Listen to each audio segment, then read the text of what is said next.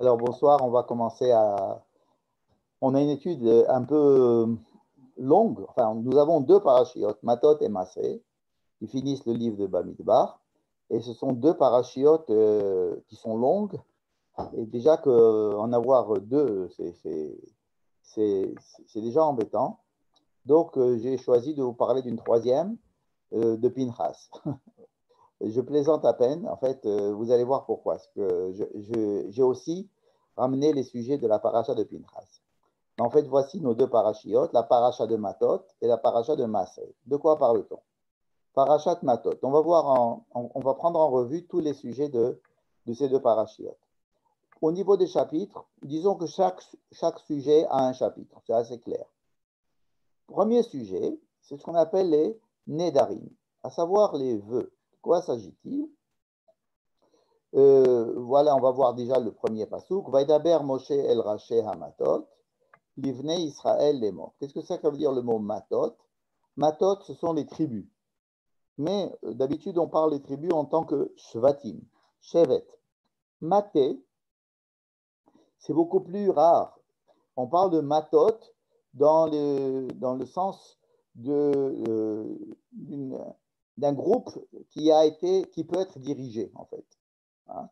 Et en général, une tribu, elle a un chef de tribu. Donc, Raché Amatot, c'était les chefs de tribu, c'est ceux qui sont capables de diriger, sont capables, les gens qu'on va écouter. Raché Amatot. Donc, c'est la paracha. Le nom de la paracha, c'est à cause de ce mot-là. Donc, Dieu dit aux chefs de tribu. C'est-à-dire que Moshe va appeler les chefs de tribu, ou disons tous les chefs du peuple d'Israël, et il va leur dire, voilà ce que Dieu a décidé. Voici la chose que Dieu a décidé. Alors, vous voyez, c'est une tournure un petit peu bizarre. D'habitude, on dit, Vaidaber Hashem el Moshe, Dieu a dit à Moshe. Ensuite, Moïse est parti dire au Matot. Là, Moïse va directement chez les chefs de tribu et leur parle. Ou alors, ils étaient là et ils discutaient de certaines choses. Ou alors, il y avait un sujet dont on ne parle pas ici, qui est sous-jacent, et qui est le sujet autour duquel Moïse et les chefs de tribu discutaient. Et alors, à un moment donné, Moïse dit, bon, voici ce que Dieu a décidé. Alors, de quoi il s'agit? Ishki dor neder, l'Adonai, un homme qui décidera de faire un vœu à Dieu. Oh, Hishama Shevuah, ou bien pareil, ici, là, il fait un serment. Les sort Issar al Nafsho en s'interdisant quelque chose. Lo Yachel Devaro, il n'a pas le droit de rendre sa parole caduque, c'est-à-dire à partir du moment où un homme dit à partir de maintenant, je ne mange plus de viande, bon, c'est-à-dire qu'il prend sur lui un commandement, comme si c'était un commandement de la Torah. Ça veut dire que la Torah n'interdit pas de manger de la viande, évidemment. Mais si quelqu'un dit, par exemple, je ne rentrerai jamais dans cette maison-là, bon, ça veut dire que si il rentre dans cette maison, il enfreint sa parole. Or, sa parole, à force de loi, et c'est comme s'il enfreignait une mitzvah de la Torah. D'accord?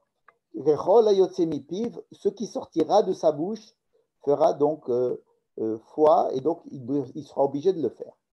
Donc, c'est une latitude qui est donnée à chaque personne de pouvoir rajouter des interdits sur sa personne ou de s'obliger à faire des choses. Par exemple, on dira à partir de maintenant, toutes les semaines, j'irai rendre visite aux malades.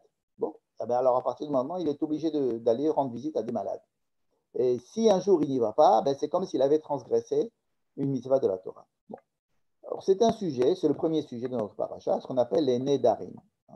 Les nedarim, c'est-à-dire les vœux et les serments, etc. Et ça nous occupe un chapitre entier. Ensuite, il y a un deuxième sujet qui est aussi très très long, c'est le fait que Dieu demande à Moïse qu'avant sa mort, ils doivent faire la guerre à un peuple qui s'appelle Midian. C'est un peuple qui se trouve pas loin, c'est un peuple qui a provoqué en fait la crise de ce qu'on appelle la crise de Péor, c'est-à-dire que les filles de Midian et sont sortis séduire les Israélites et les ont enclins à faire de l'idolâtrie. Et tout le peuple, enfin une grande partie du peuple d'Israël a pratiqué l'idolâtrie à ce moment-là, ce qui a fait que Dieu a décidé de détruire le peuple. En bref, toute l'histoire que l'on a vue dans la paracha précédente. Et c'est pour ça donc on commence un petit peu à comprendre pourquoi j'écris Pinchas ici. En tous les cas ici, on fait la guerre contre Midian et on gagne la guerre. Et tout le problème est de savoir comment est-ce qu'on va se partager le butin de la guerre. On va dire c'est bizarre parce que jusqu'à présent, les béné Israël, les enfants d'Israël, ils ont fait plein de guerres. Ils ont fait la guerre contre Sichon, roi de Hémori. Ils ont fait la guerre contre Og dans le Bashan. Ils ont fait plein de guerres. On dit qu'ils ont conquis quelques villes, mais c'est tout, pas beaucoup plus de détails que ça. Ici, la guerre n'est pas racontée en détail, mais c'est le butin. Le butin que l'on reprend de la guerre, c'est-à-dire les ustensiles, les personnes. Qu'est-ce qu'il y avait comme or, comme argent? Comment est-ce qu'on va répartir ces choses-là? Si on a gagné une marmite, si on a dans le butin, il y a une marmite. Or, dans la marmite, on a cuisiné des choses qui n'étaient pas cachères, puisque a priori, ça appartenait à des idolâtres, donc ils ne respectaient pas la cacheroute israélienne. Comment faire pour la cachériser, cette marmite? Donc, les lois de la cachérisation se trouvent ici.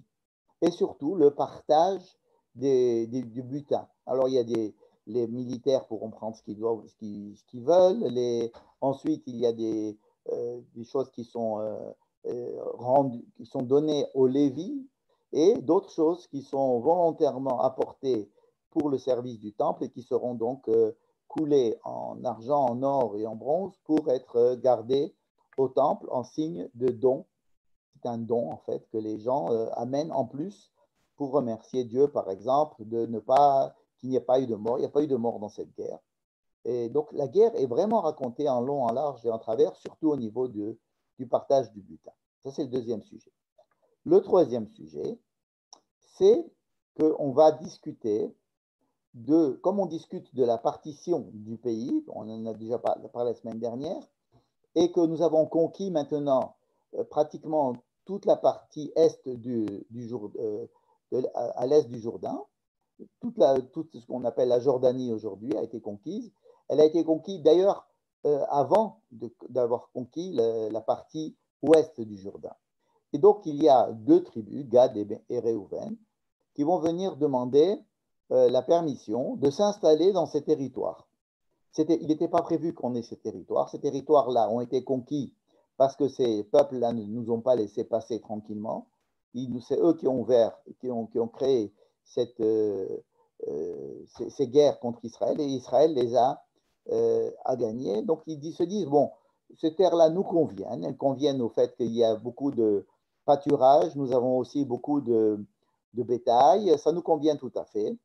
Et il y a tout un chapitre qui est très connu, qui est une discussion, un massa au matin, c'est-à-dire un marchandage entre eux et Moïse. Moïse leur dit, il n'en est pas question. Il n'est pas question que vous fassiez une sécession avec le reste du peuple. Hein. Il n'est pas question. Il faut que vous soyez tous unis. On a déjà vécu des moments où des gens ne voulaient pas rentrer en Israël, ils voulaient rester à l'extérieur d'Israël, peut-être que c'est ce que vous voulez, ou vous allez faire cession, c'est-à-dire vous allez partager le peuple en deux, il n'est pas question. Alors, ils disent non, il n'est pas question qu'on se désolidarise du peuple, au contraire, nous allons rentrer avec tout le monde, nous allons faire les guerres avec tout le monde, nous allons attendre que chacun ait sa part, et ensuite on reviendra à l'ouest du Jourdain, à l'est, pardon, du Jourdain, pour nous installer là. Et alors là, Moïse leur dit, ok, alors à cette condition et à cette condition, d'accord. Donc il leur permet, sous condition qu'il n'y ait pas de désunion à l'intérieur du peuple. Donc, voilà, ces trois sujets-là sont décrits dans la paracha de Matot. Donc on a dit, c'est les vœux. Deuxièmement, c'est la guerre contre Midian. Troisièmement, c'est les deux tribus. Moïse va aussi ajouter à ces deux tribus une troisième tribu, ou disons la moitié d'une troisième tribu, c'est-à-dire la moitié de la tribu de Ménaché. Ménaché, c'est l'un des deux fils de Joseph. Et je vous rappelle que Joseph était pratiquement roi d'Égypte. Or, ses enfants, Ménaché et Ephraïm, avaient probablement des prérogatives assez importantes au niveau de l'armée ou bien ils avaient un statut particulier il est très possible qu'ils aient eu la possibilité, pendant que Joseph était roi d'Égypte, pendant que le peuple d'Israël était en Égypte, qu'eux avaient eu la possibilité d'aller conquérir certaines régions à l'intérieur de la terre de Canaan, à l'est et à l'ouest du Jourdain, et s'étaient installés là-bas, avaient installé quelques membres de leur famille. C'est une supposition qui n'est pas du tout racontée dans le texte, mais lorsque les enfants d'Israël quittent l'Égypte et reviennent justement sur ces territoires, ils retrouvent des villes et des territoires qui ont le même nom que les enfants de Ménaché, ce qui prouve qu'il y a de grandes chances que ces terrains étaient déjà habités par des Hébreux qui n'avaient pas subi l'esclavage en Égypte, donc qui n'étaient pas sortis d'Égypte, qui étaient toujours restés là-bas. Et le peuple d'Israël, en revenant sur ces territoires, font alliance et réhabitent ces villes et les étoffent, si j'ose dire. Donc nous nous trouvons avec deux tribus qui sont Gad et Réhouven, plus certains de la famille de Ménaché qui devaient rencontrer là-bas des cousins germains qui étaient venus à l'époque de Joseph s'installer dans les territoires-là. Il faut rappeler aussi que Éphraïm, le deuxième fils de Joseph, a probablement aussi fait la même chose du côté ouest du Jourdain, et certaines villes, Gath était donc une ville qui a été habitée par des gens d'Éphraïm qui ont retrouvé leurs frères qui revenaient de Canaan. Bien. Tout ça, c'est une parenthèse que je faisais à propos de ce Béné Gad, Béné Réhouven et la moitié de la tribu de Ménaché. Ça, c'est la paracha de Matot. Massé, on passe à la deuxième paracha. Qu'est-ce qu'il y a dans Massé? Le premier sujet, c'est un très long sujet, ce sont toutes les étapes que le peuple d'Israël a fait depuis la sortie d'Égypte jusqu'à l'entrée en Israël. Puisqu'on va bientôt rentrer en Israël, c'est le moment de faire le décompte de tout ce qui s'est passé. On va essayer de faire le résumé de tout ce qui s'est passé. Et toutes les 42 étapes qui ont été franchies vont être ici résumées. C'est-à-dire que c'est un résumé très succinct de toute l'histoire du peuple d'Israël sortant d'Égypte et arrivant en terre de Canaan. Et c'est pour ça que cette paracha s'appelle Massaé, c'est-à-dire les pérégrinations, les voyages.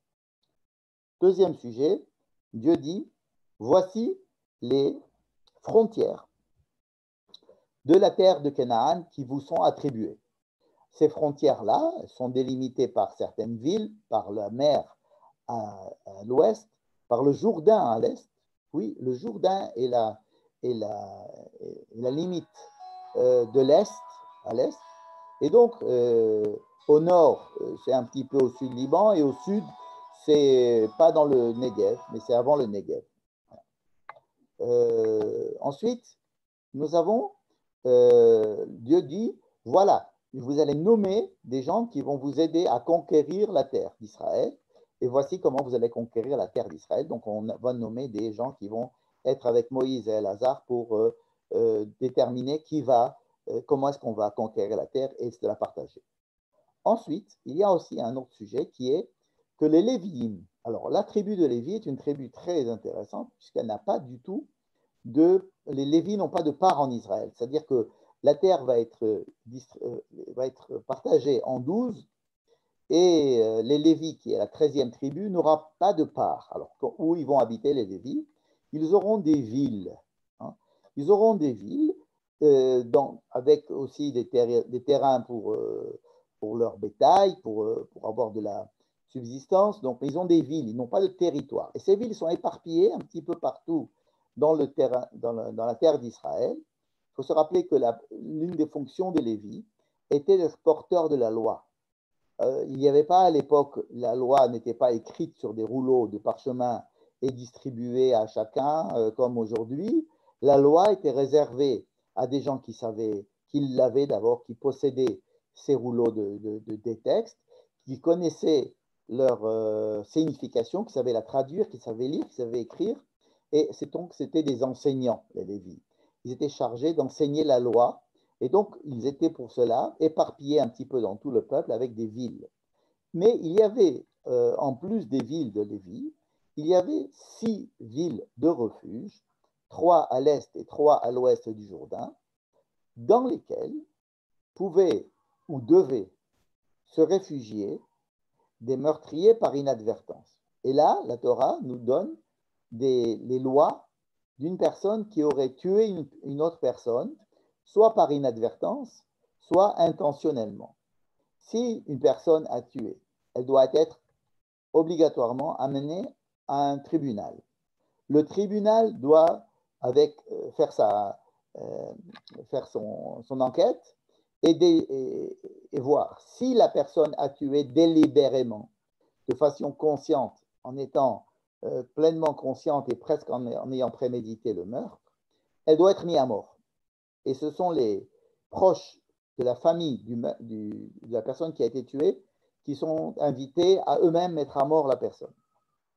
Si par contre, il est établi par le tribunal que cette personne a tué effectivement, mais par inadvertance, par manque de précaution, hein, par exemple, elle a brûlé un feu rouge ou bien elle a bu un peu d'alcool avant de prendre le volant, ou alors elle a mal attaché la pierre sur le manche de son marteau et que la pierre se soit détachée et est allée frapper quelqu'un. Donc tout ça, ce sont des meurtres par manque de précaution, hein, c'est par inadvertance, et donc ils doivent, ces gens-là, aller dans ces villes de refuge. Ce sont des villes de refuge qui sont presque comme des prisons, ce sont des punitions qui leur sont attribuées, ils doivent habiter là-bas, et en même temps, ça va les protéger des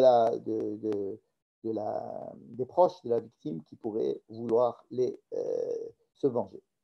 Donc là, c'est le sujet des Haré Miklat. Dernier sujet de Bamidbar, et donc peut-être dernier sujet de toute la Torah, puisque Bamidbar finit la Torah. Le prochain livre, c'est Devarim, mais ce n'est qu'un retour sur l'histoire de la Torah. Donc le dernier sujet est un sujet extrêmement intéressant. C'est le sujet de Béné Ménaché, toujours la même tribu de Ménaché, fils de Joseph, qui ont parmi eux 5 filles d'un monsieur Tselophrad. Donc il y a un monsieur Tselophrad qui fait partie de cette tribu. Ce monsieur Tselophrad est mort en laissant 5 filles et pas de garçons.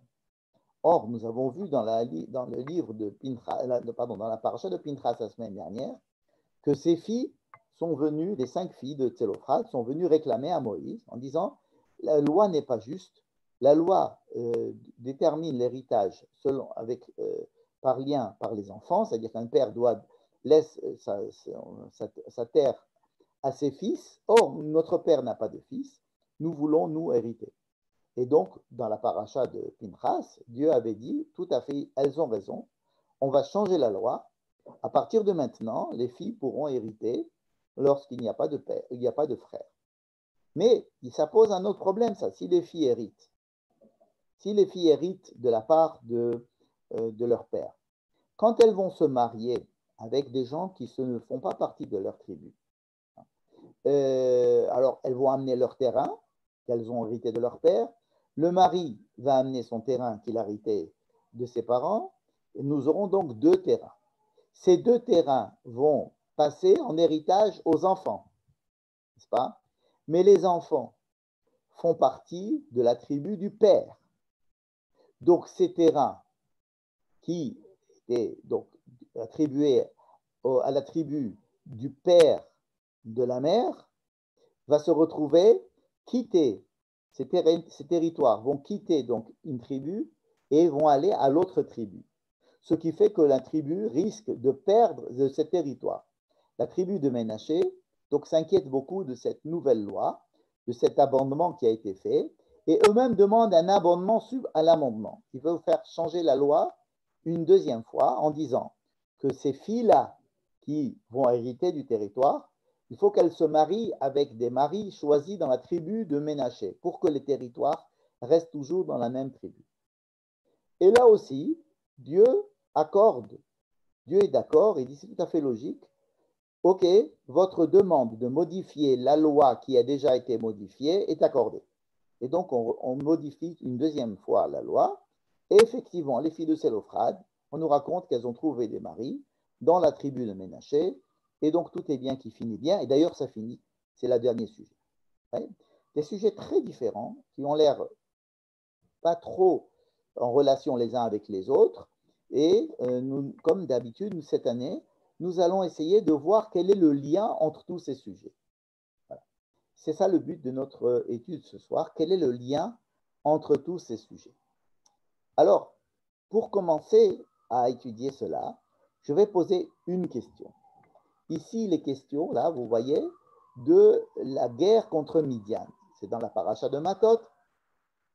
Dieu dit à Moïse, je t'ordonne d'aller faire la guerre. Donc c'est une guerre qui n'est pas subite, une guerre qui est volontaire. Volontairement, vous devez aller faire la guerre à Midian parce qu'ils vous ont provoqué avec l'idolâtrie et la prostitution de leurs filles pour vous faire dévier de votre mission et vous exterminer par la même, n'est-ce pas? Donc vous devez vous venger d'eux. Donc c'est une vengeance. Vous devez aller faire la guerre contre Midian. Je vais voir ici, voilà. C'est le chapitre 31. Vaidaber Hashem el Moshe, les morts. Nakom nikmat bene Israël. Tu dois venger la vengeance du peuple d'Israël, des Midianites, et ensuite seulement tu pourras te mourir. Tu ne peux pas mourir si tu n'as pas rempli cette mission. Bon. Vous allez me dire, bon, ok, c'est un sujet qui est étonnant, mais quelle est la question que je pose? La question que je pose est celle-ci. C'est que dans la paracha de Pinchas, c'est-à-dire la semaine dernière, n'est-ce pas, Dieu avait déjà ordonné de faire cette guerre. Juste après, je vous rappelle les sujets de la paracha de Pinchas de la semaine dernière, on a parlé de Pinchas qui reçoit une gratification de la part de Dieu parce qu'il a fait un acte de zélote et qu'il a ainsi évité la destruction du peuple d'Israël en tuant le chef de tribu qui est allé avec une fille de Midian, justement. Juste après l'histoire de Pinchas, Dieu disait à Moïse, je t'ordonne d'aller faire la guerre contre les Midianites. Alors, exactement la même guerre, il ne s'agit pas de deux guerres, il s'agit de la même guerre. Mais au lieu de nous raconter cette guerre avec les Midianites, on est passé à d'autres sujets, qui est par exemple des contes de tous les enfants d'Israël, l'histoire des filles de Sélophrad que l'on vient de voir maintenant. Dieu dit à Moïse, tu vas aller maintenant mourir sur la montagne de Névo. Ensuite, Dieu nomme Josué comme remplaçant. Ensuite, il y a toute l'histoire des korbanos, c'est-à-dire des sacrifices que nous devons apporter pendant les fêtes, pendant Shabbat, pendant le Chodesh et même tous les jours. Des sujets qui n'ont rien à voir. Il y a aussi le premier sujet de notre paracha, les Nedarim, à savoir les vœux, on en a parlé tout à l'heure. Donc tout un tas de sujets. Et ce n'est qu'après ces sujets que l'on revient à notre fameuse guerre de Midian. Donc la guerre de Midian, ici, si vous voulez, c'est l'accomplissement de l'ordre qui a été donné dans la paracha précédente, la paracha de Pinchas, où là-bas déjà, Dieu a dit, allez faire la guerre contre les filles les gens de Midian. Cette guerre n'est pas racontée, il manque quelque chose là-bas. Par contre, dans notre paracha, oui, on raconte cette guerre, comme je l'ai dit tout à l'heure, avec beaucoup de détails, surtout avec le butin. Et la question est de savoir, si ça commence ici et que ça finit ici, pourquoi est-ce que ça n'est pas mis dans un seul chapitre? Et qu'est-ce que viennent faire ces sujets qui sont intermédiaires? Il y a 1, 2, 3, 4, 5 sujets, au moins, qui sont intermédiaires. Non, excusez-moi, 6. 1, 2, 3, 4, 5, 6 sujets intermédiaires entre l'ordre qui est donné à Moïse de faire la guerre contre Midian et la guerre elle-même, avec la partition du butin. Et entre ces sujets, au milieu de ce sujet, si vous voulez, sont introduits 6 sujets dont il faut se poser la question, qu'est-ce qu'ils font là?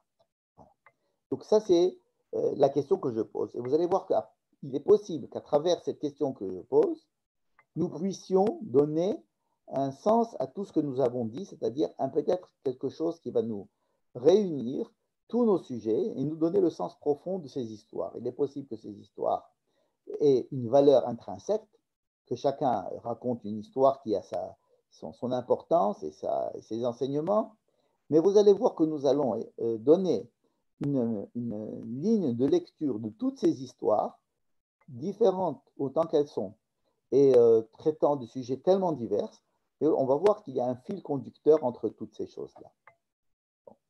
Et pour le faire, nous devons savoir de quoi il s'agit lorsqu'il est question de cette fameuse guerre.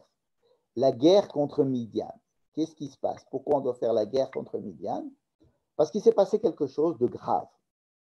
Alors là, on va se pencher sur ce qui a été écrit même avant la paracha de Pinchas, c'est-à-dire à la fin de la paracha de Bilam. Vous voyez qu'à chaque fois, on rajoute une paracha dans cette étude. Vous allez me dire, on avait 2 parachiotes, on a eu 3, maintenant on passe à la 4e. Mais c'est pour le bien de l'étude de tous ces sujets, pour voir quel est le lien. Voici l'histoire qui s'est passée. C'est une histoire qui se passe vraiment dans les derniers versets de la paracha de Balak. Paracha de Balak, pas Bilam d'ailleurs. Vayeshev Israël Bashitim, donc c'est après que Bilham soit venu et fait toutes les bénédictions à Israël. Israël était donc sur la plaine de Moab, juste avant d'entrer à Jéricho. Ils étaient peinards, ils avaient déjà conquis tout l'est du Jourdain. Moïse devait bientôt mourir et il devait rentrer, passer le Jourdain et rentrer pour conquérir Jéricho avec Yehoshua. Et donc Israël est là-bas, et dans cet endroit qui s'appelle Shittim. Or, ils arrivent cette catastrophe, Vayachel ha'am liznot el benot Moab, le peuple est allé se prostituer avec les filles de Moab. Les filles de Moab qui sont venues les séduire et leur demander, et leur proposer de faire de l'idolâtrie à Baal Peror. Peror, c'est le nom de l'idole locale à l'époque. Vatikrena la'am lizifre Elohem, donc elles ont incité les gens à faire des sacrifices pour Péor, et tout le monde a bu, tout le monde a rigolé, et tout le monde s'est prosterné devant les idoles, etc. Vaïtsamed Israël leva à Péor, après tout le peuple entièrement est devenu aliéné à ce Baal Péor, à cette idole Baal Péor, et évidemment, Dieu est très énervé. Vaïcharaf Hashem Israël. Donc Dieu est très très énervé parce que le peuple se détourne de lui et il a choisi, plutôt que de servir Dieu et d'entrer en Israël, il a choisi de profiter de ce que leur offraient les filles de Midian et ils étaient prêts à rentrer, servir leur Dieu qui était Péor. Bon. Qu'est-ce qui se passe? Première chose, Dieu dit à Moïse, regardez bien cette phrase, car et kol raché Ha'am, va prendre tous les chefs du peuple. Ça ressemble beaucoup au Raché Hamadot. Prends tous les chefs du peuple. Vehoka otam ladonai neged hashamesh. Et disons, tue-les et présente leurs cadavres face à Dieu, en face du soleil, que tout le monde les voit. Qu'est-ce qu'il faut tuer là? Je répète, la phrase dit, Dieu dit à Moïse, prends les chefs de tribu et tue-les. Tue-les. Mais qui les? Est-ce qu'il faut tuer les chefs de tribu? Ou alors les chefs de tribu vont aider Moïse à tuer ceux qui ont fauté? En tous les cas, c'est comme ça que tu arriveras à apaiser le courroux de Dieu. Bon. Qu'est-ce que fait Moïse? Donc voilà, ici, on a une difficulté d'interprétation littérale du texte.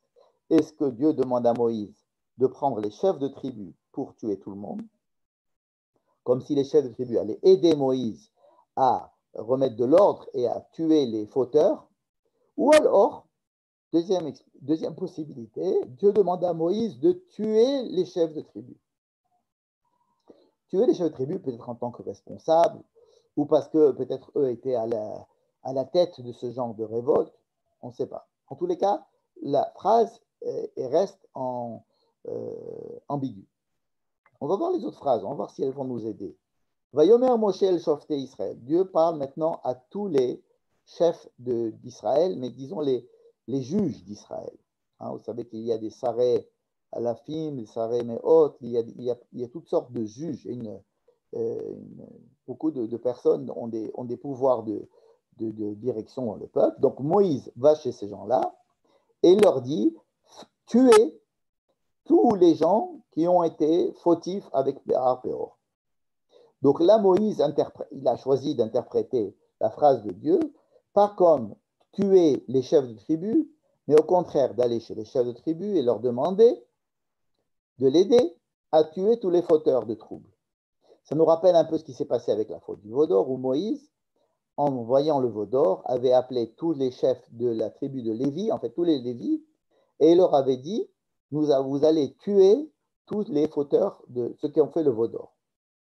Et donc les Lévis ont fait ça.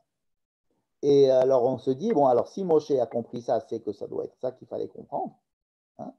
Et donc s'il a fait ça, Dieu va apaiser son courroux, hein, puisque Dieu a dit, pour apaiser ma colère, tu dois appeler les chefs de tribu et tuer tout le monde, et tuer les fauteurs.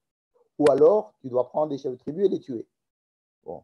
Moïse a compris de la première manière, c'est-à-dire il a pris les chefs de tribu et il leur a dit, vous allez vous tuer les fauteurs de troubles. N'est-ce pas? Mais voici que ça ne se passe pas comme ça, et qu'un chef de tribu, donc un qu'il aurait peut-être fallu tuer, a priori, dans l'une des deux explications du texte, un des chefs de tribu vient et lui-même prend une fille de Midian et se montre à tout le monde devant Moïse et devant la tente d'assignation et devant tout le peuple et fait avec elle des choses interdites, ce qui fait que le courroux de Dieu est encore plus fort et il décide de tuer tout le peuple. Mais il y a un monsieur, quelqu'un qui s'appelle Pinchas, qui était donc le fils de Elazar, qui est le fils de Aaron à Cohen, qui va lui-même prendre la loi en main, c'est-à-dire qu'il va faire quelque chose qui ne lui a pas été enseigné, c'est quelque chose qui est réservé à des zélotes, et donc il se sent épris d'un esprit de vengeance pour se venger de Dieu. Il sent que c'est la chose à faire, et il va et il tue ce chef de tribu. En tuant ce chef de tribu, il a réussi à apaiser le courroux de Dieu, et il n'y a eu que, entre guillemets, 24 000 morts à ce moment-là. C'est-à-dire Pinchas a réussi à sauver la mise. Donc vous voyez ici, pourquoi est-ce que j'insiste encore une fois sur ce passage? Parce qu'ici, vous voyez qu'il y a un ordre de Dieu qui est un ordre qui est ambigu. Est-ce qu'il fallait tuer tous les chefs de tribu ou pas? En tous les cas, Moïse ne fait pas ce qu'il aurait dû faire. Et si Moïse a mal interprété, ça n'a pas suffi en tous les cas. C'est l'action d'un élément, d'un individu qui va faire les choses de sa propre initiative, qui va se mettre en danger et qui va faire cet acte-là de zélote et qui va sauver la situation. Et Dieu, dans la paracha de Pinchas, dira, grâce à Pinchas, on a sauvé la situation, le peuple d'Israël n'a pas été détruit grâce à Pinchas. Donc ça, c'était le premier sujet de la paracha de Pinchas. Dieu dit que Pinchas, c'était formidable ce qu'il a fait. Et juste après, Dieu dit à Moïse, Tsaror et à Midianim, bon, maintenant que le peuple d'Israël a été sauvé, il va falloir te venger des Midianites et tu vas aller tuer tous les Midianites. Parce que c'est eux, ils vous ont incité à faire de l'idolâtrie de Péor. Et aussi, eux, ils ont donné une princesse de Midian pour venir inciter à la débauche un chef de la tribu d'Israël. Mais on ne nous a pas raconté cette guerre-là. Le Rav, professeur Yonatan Grossman, extraordinaire commentateur moderne de la Torah, Yonatan Grossman, propose cette idée-là. Il nous dit, regardez, il y a dans tous les sujets que nous allons voir, voici la liste de tous les sujets, ce sont les sujets qui vont séparer l'ordre de faire la guerre dans la paracha de Pinchas de la semaine dernière et la guerre elle-même qui est dans notre paracha, la paracha de Matot. Il y a la guerre de Midian, il y a les Bénégad ou Bné Réhouven, mais il y a aussi les Nédarim, c'est-à-dire les vœux. Donc, dans la paracha de Pinchas, il y avait l'histoire de Pinchas qui recevait ses décorations. Il y avait l'ordre de faire la guerre de Midian, plus tous ces sujets-là, ces 6 sujets. Eh bien, il va trouver que ces six sujets sont tous en rapport avec ce qui vient de se passer dans les films avec Péor. À savoir, quel est le sujet qui va les relier? Venons, on va reprendre, si vous voulez, voilà, ces 6 sujets. Il va dire ces 6 sujets, on peut les classer en 3 groupes de 2. Alors, on va les classer en 3 groupes de 2. Voilà, 2, 2 et 2.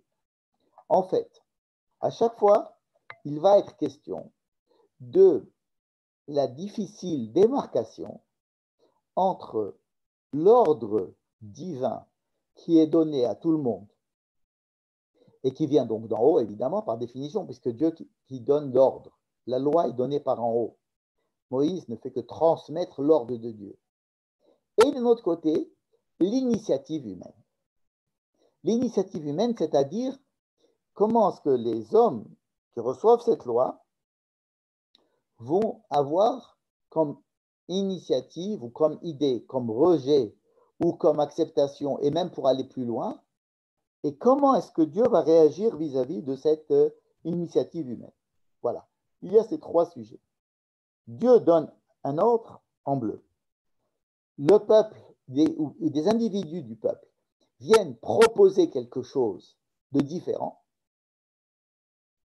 Et troisièmement, en gris foncé, le compromis qui va être décidé par Dieu en acceptant une partie de ce que les gens ont proposé et une partie de la loi qui a été fixée à la base. Ce n'est pas simplement une manière de fixer la loi, à savoir une loi qui vient d'en haut, ensuite une manière par en bas de se dire attendez, mais il y a des problèmes ici, on voudrait quand même faire des modifications, puis ensuite on arrive à un compromis. Ce n'est pas que ça. Il y a ici une coopération, si vous voulez, entre la loi de Dieu et ce que les hommes sont prêts ou veulent ou sont en quoi ils peuvent participer à l'élaboration même de cette loi. Et ils ne vont pas forcément aller dans le sens d'une annulation d'interdits ou bien en faisant des choses qui sont plus cool, moins violentes. Non, non. Il peut s'agir de beaucoup de choses très différentes qui signifient une volonté de participer, une volonté d'intervenir sur la loi divine.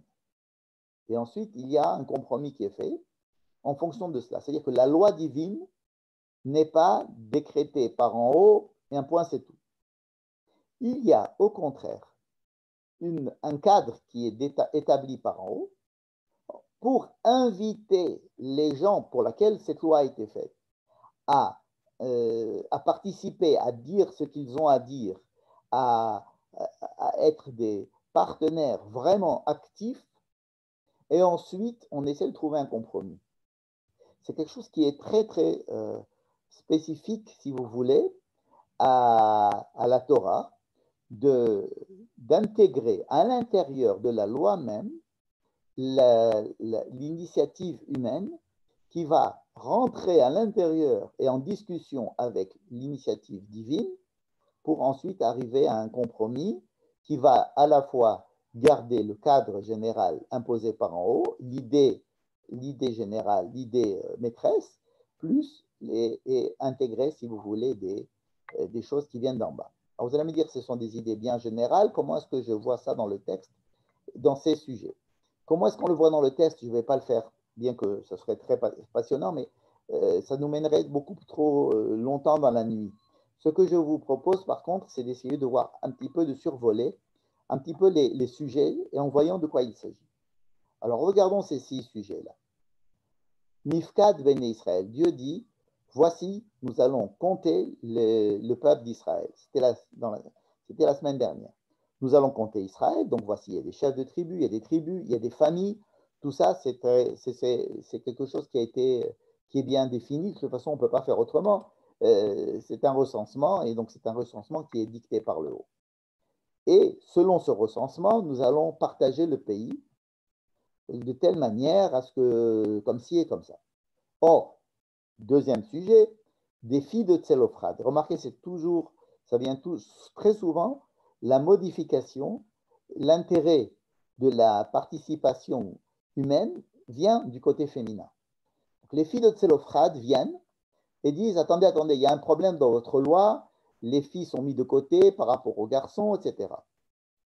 Ok, c'est une très bonne remarque. On attendait qu'il y ait des gens, des femmes qui le réclament, afin de modifier la loi en leur faveur. Et donc, c'est ce que Dieu décide. Oui, Ken Benot Tselophrad Doverot. Le troisième sujet, c'était Dieu dit à Moïse, tu vas monter sur la montagne et tu vas mourir. Comme d'ailleurs est mort ton frère Aaron. Bon. Il y a un petit bémol, c'est que quand Aaron est mort, Dieu avait dit à Moïse, tu vas faire monter avec toi pas seulement Aaron pour qu'il meure, mais tu vas aussi faire monter avec lui son fils, Elazar. Parce que dès que Aaron va mourir, il faut absolument nommer son successeur qui est Elazar. Donc maintenant, toi, Moïse, tu vas aller monter sur la montagne et tu vas mourir comme est mort ton frère, Aaron. Attends, mais il n'y a pas de remplaçant à Moïse? Ah. Donc Moïse va aller chez Dieu et va dire, attends. Ça ne marche pas comme ça. Je ne veux pas mourir et laisser mes enfants, le peuple, sans rien. J'aimerais bien que tu nommes un remplaçant. Il ne lui dit pas qui. Il est très possible que Moïse ait pensé à Caleb ben Yefouné et pas à Yoshua comme remplaçant. Caleb étant quelqu'un qui était beaucoup plus proche de la personnalité et des visions de Moïse. Yoshua était quelqu'un de beaucoup plus féminin, si j'ose dire, que Caleb. Hein. Vous savez par exemple, entre Moïse et Aaron, il y a un côté un peu plus masculin chez Moïse, un peu plus féminin chez Aaron. Évidemment, je ne parle pas de l'orientation sexuelle, je parle du côté masculin et féminin. Aaron était plus proche du peuple, à l'écoute. Il cherchait à résoudre les problèmes intimes. Moïse, c'est celui qui amène la loi et qui, de façon très ostentatoire, donne la parole de Dieu. Caleb était un peu comme Moïse. Caleb, c'est celui qui dit, rappelez-vous quand il y avait les 10 explorateurs, il a dit non, pas question, il faut y aller. Et puis c'est après que Josué a dit oui, vous savez, Caleb, il a peut-être raison, etc. Josué est toujours là pour essayer d'arranger les choses, bien qu'on ait l'image d'un Josué chef de guerre. Il va être un chef de guerre, mais il est plutôt comme la lune vis-à-vis du soleil qui est Moïse. Si Moïse est le soleil, Josué est comme la lune. Bon, en tous les cas, Moïse dit à Dieu, tu me dis de mourir, mais tu as oublié un truc, c'est que tu ne m'as pas encore nommé de successeur. Et donc, il va faire une prière à Dieu, il va demander à Dieu, il va peut-être même exiger à Dieu, certains diront. Hein. C'est quelque chose qui vient d'en bas, de Moïse. Dieu n'avait pas voulu qu'il y ait de successeur de Moïse a priori dans le texte. Et Moïse dit, je voudrais qu'il y ait un successeur. Et alors, à cause de la proposition de Moïse, Dieu dit, d'accord, mais ce ne sera pas Caleb, ce sera Josué. C'est le compromis qui est fait. Et donc, on va nommer Josué grâce à la demande d'un particulier, qui est Moïse, alors que Dieu n'avait pas prévu, a priori dans le texte, de successeur à Moïse. En tous les cas, il ne lui dit pas, monte sur la montagne et prends avec toi Josué. Non, il prend sur la montagne et meurt, un point c'est tout. Et c'est Moïse qui a demandé. De la même manière que c'est les filles de Tselophrad qui ont demandé quelque chose, alors, qui ont demandé un amendement à la loi. Ici aussi, Moïse demande un amendement à la loi de la mort de Moïse. Et il dit, il faudra nommer quelqu'un à ma place. Et donc Dieu accepte, mais à condition que ce soit lui qui choisisse le successeur, et ce sera Josué. Bon. Donc vous voyez ici, il y a aussi une tension entre la volonté divine, la demande d'un particulier, en l'occurrence Moïse, et un compromis qui est fait en nommant Josué. Pareil pour les autres sujets. Le sujet des korbanot sibour, c'est-à-dire que Dieu ordonne à Israël d'apporter au temple des sacrifices au moment de Rosh Chodesh, de Shabbat, de tous les jours et des fêtes. De chaque fête, il faut amener des sacrifices. Ça, c'était la fin de la semaine dernière. Et il y a à la fin de ces sacrifices-là, une phrase dans la Torah, dans la paracha de la semaine dernière qui disait Levad minidrechem venidbotechem. Ce sacrifice-là, vous devez les apporter par ordre divin, et c'est en plus de tout ce que vous aurez fait comme vœux sacrificiels. Si vous avez envie d'apporter d'autres vœux, il n'y a pas de problème. Et justement, notre paracha parle des vœux, c'est-à-dire, qu'est-ce que c'est qu'un vœu? C'est une initiative personnelle à l'intérieur d'un rapprochement à Dieu, à l'intérieur d'un cadre, disons, de rapprochement à Dieu, mais qui va être initiée entièrement par la personne, qui est entièrement volontaire. Mais à partir du moment où elle est volontaire, Dieu va imposer qu'elle soit obligatoire.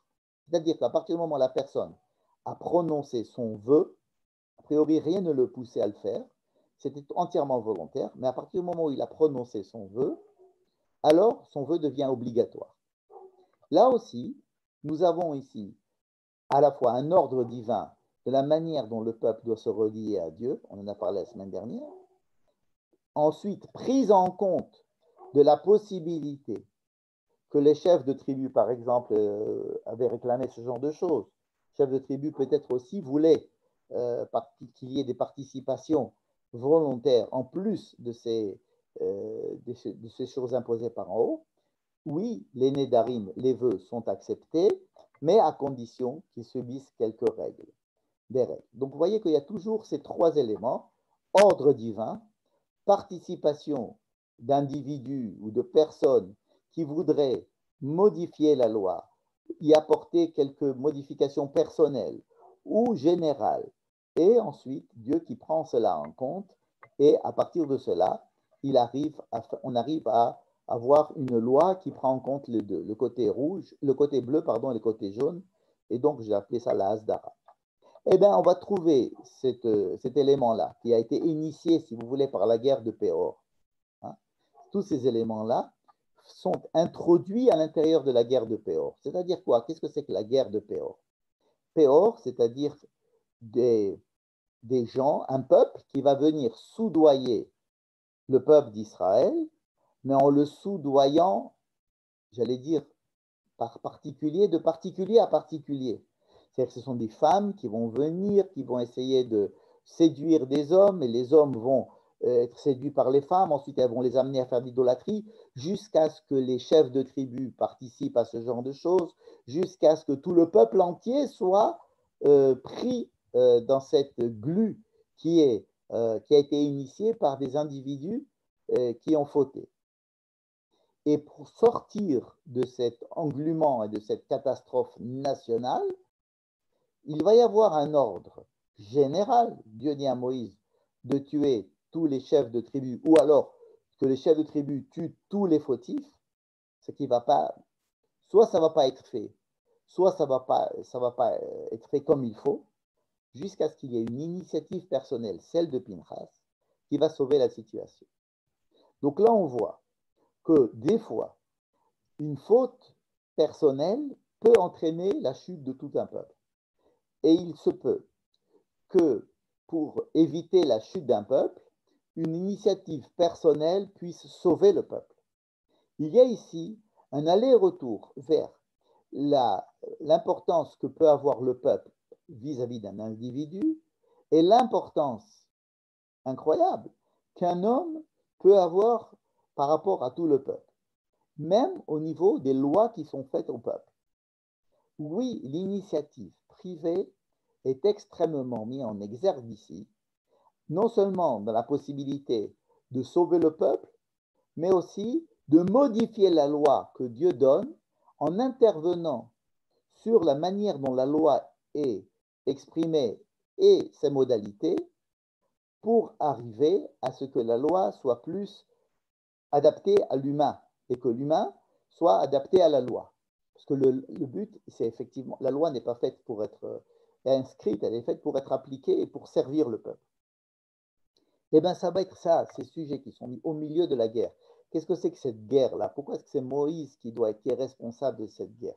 La guerre contre les femmes, contre les gens de Midian, c'est une guerre nationale qui va être dirigée par des chefs de tribu qui vont donc être euh, une vengeance nationale contre, contre un peuple, alors que la chute de tout ce peuple d'Israël et la tentation de l'autre peuple a été faite par des individus uniquement.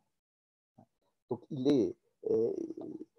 c'est marrant parce que comme si ce n'était pas la guerre contre Midian qui était ici un enjeu, c'était le fait que le peuple d'Israël lui-même ou les individus du peuple d'Israël sentent leur responsabilité vis-à-vis du peuple et que le peuple sent sa responsabilité vis-à-vis des individus. C'est ça qui est en jeu. L'enjeu dans la guerre de Midian, c'est de savoir comment est-ce que la chute d'un individu peut entraîner la chute d'un peuple, comment l'action d'un individu peut sauver tout un peuple, et quelles sont les limites dans ces cas-là entre la décision générale, la décision même divine et l'initiative de la personne. Eh ben, c'est exactement le sujet, par exemple, des vœux. Un vœu, c'est quoi? C'est quelqu'un qui veut ajouter une mitzvah à la Torah pour lui. Et quand il le fait pour lui, mais alors il implique qui? Bon, il s'implique lui. Et par exemple, si c'est dans un couple, la femme va impliquer le mari. Par exemple, si la femme dit à partir du moment je ne vais manger que bio, ça va faire un coût dans le budget parce que ce qui est bio, ça va coûter plus cher. Et donc, ça va obliger, si vous voulez, toute la famille. Il va falloir qu'on prenne des décisions ensemble, à savoir si c'est un vœu que l'on peut se permettre ou pas. Hein. Je fais le vœu d'aller en vacances toutes les semaines à Eilat. C'est un vœu qui peut être accepté par tout le monde dans la famille ou pas. Et il faudra vite essayer de le négocier. Ou bien une personne avec ses enfants et les enfants vis-à-vis de leurs parents. Est-ce qu'ils peuvent faire des vœux? Par quels moyens les parents peuvent accepter ces vœux, ne peuvent ne pas les accepter, etc. C'est-à-dire que l'importance de la parole d'un individu sur les implications à la fois autour de sa famille et dans le peuple entier sont d'une importance cruciale. Et regardez que tous les sujets qui ont été abordés en fait dans toute cette fin de partie de la paracha de Bamidbar. Alors on a parlé évidemment des Benot Tselophrad, les femmes de Tselophrad, les Moïse qui demandent à ce qu'il y ait un successeur, le fait que l'on amène des vœux et des corbanotes volontaires, la guerre évidemment contre Midian, mais tous les autres sujets aussi, par exemple des tribus qui voudraient modifier les frontières d'Israël, modifier la partition du peuple, de la partition de la terre en tribus. Ils modifient tout et ils arrivent à obtenir gain de cause. Ensuite, comment est-ce qu'on va définir les frontières de la terre? Alors, les frontières de la terre sont définies, mais est-ce qu'elles sont vraiment définies une bonne fois pour toutes ou pas? C'est que pour les villes de refuge, Dieu dit, vous devez mettre 3 villes de refuge à l'ouest du Jourdain. Mais si vous avez conquis l'est du Jourdain aussi, alors vous en mettrez 3 aussi là-bas. Ça dépend de l'homme, ça dépend du peuple, ça dépend de ce que l'on va gagner comme guerre. Si on a envie de faire des guerres, si on peut faire les guerres, si on les gagne, dans quelle mesure on les fera. Même les frontières d'Israël, qui sont théoriquement des frontières, donc c'est quelque chose de bien établi, eh ben, elles peuvent être modifiées. Elles peuvent être modifiées. Dans le texte, la possibilité existe. Et encore, ce dernier sujet, qui est l'apothéose de tout ça, c'est que non seulement les filles de Tselophrad ont fait un amendement à la loi, mais les Béné Benaché vont faire un amendement à l'amendement et ça va être accepté aussi. Ça veut dire que juste avant d'entrer en Israël, puisque c'est là qu'on se situe et c'est ça qu'on va préparer, juste avant d'entrer en Israël, le peuple va commencer à quitter son état infantile. L'état infantile, c'est tout simplement l'état de quelqu'un qui reçoit les ordres d'en haut, un point c'est tout. C'est-à-dire qu'il doit accepter les ordres qui sont donnés par en haut, comme un robot, comme un esclave, comme quelqu'un qui n'a pas son mot à dire. Et bien cet état-là va cesser, et un nouvel état maintenant est en train de se mettre en place. C'est un état où chaque individu et le peuple entier va demander à être un peu plus adulte, puisque l'entrée en Israël va être signifiée, elle va prendre sa signification par le fait que chaque individu dans le peuple d'Israël va devenir une partie prenante de l'histoire d'Israël et de la loi qui est donnée à Israël. Il y a une prise de responsabilité commune avec l'histoire entière du peuple et l'influence que chacun peut avoir sur le peuple, sur la destinée du peuple et même sur les lois données par Dieu lui-même. Ce qui va nous ouvrir une terre d'Israël très intéressante, bouillonnante, un peuple d'Israël avec lequel on ne va jamais s'ennuyer, et une Torah d'Israël qui va être en bouillonnement permanent, ce qu'on appelle la loi orale, à savoir sans arrêt des discussions, des modifications, comme si la loi de Dieu était entre les mains des hommes et que c'était les hommes qui devaient en faire ce qu'elle devait devenir. Et c'est Dieu qui le demande, et c'est déjà écrit dans la Torah. Donc il y a ici une dimension totalement nouvelle qui doit être, à mon avis, repensée, surtout à notre époque où nous rentrons en Israël, nous revenons d'exil, avec des idées d'exil, avec une mentalité d'exil, avec des lois d'exil, avec une Torah d'exil, pour rentrer en Israël, que chacun reprenne ses responsabilités, les durs combats pour modifier la couleur de tout le peuple, de tirer le peuple vers ce qu'il pense être juste, de tirer la loi, de modifier la loi, de retrouver le sens de la responsabilité, de la co-responsabilité, de l'association avec Dieu dans l'élaboration même de la halakha, ce qui est quelque chose qui est absolument capital. Et l'entrée en Israël l'exige. Et donc, tous ces sujets qui ont l'air tout à fait différents les uns des autres ont comme colonne vertébrale, comme fil rouge, justement, je répète, la loi de Dieu, l'initiative humaine, et ensuite un compromis fait entre la loi de Dieu et une initiative humaine, et ce compromis est fait par Dieu lui-même. C'est-à-dire que ce compromis, il n'est pas contre Dieu, il n'est pas contre les hommes, il est fait pour cette association entre les deux. Et donc, contrairement à tous les autres dogmes ou toutes les autres lois ou toutes les autres religions, ce qui est demandé ici par la loi, c'est la participation, et la loi nous appelle à la modifier et à être partie prenante d'elle-même en permanence. Voilà l'enseignement, à mon avis, que l'on peut tirer de tous ces sujets-là, de nos deux parachiotes, grâce à l'étude du contexte qui est fait par la paracha de Pinchas, qui était celle de la précédente. Voilà, je vous remercie beaucoup et j'ouvre vos micros pour que vous puissiez poser vos questions.